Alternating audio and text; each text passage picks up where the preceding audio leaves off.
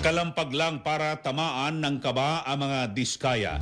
Ito ang buwelta ng militanteng grupo na Kalikasan Watch sa naging pahayag ni Pasig City Mayor Vico Sotto na huwag idaan sa karahasan ang pagkilos laban sa mga diskaya matapos na pagbabatuhin ng mga ito ng putik ang gate ng St. Gerard Construction nitong Huwebes.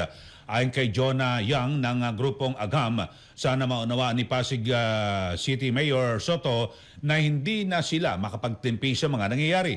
Bilyon-bilyon na anya ang kinurakot ng mga kontratista at marami na anya mga Pilipino ang naperwisyo dahil sa mga palpak na flood control project. Tinawag din ni Yang na sirkus na ang investigasyon sa Senado na anya'y kurakot ang mga nag-iimbestiga sa kapwa kurakot.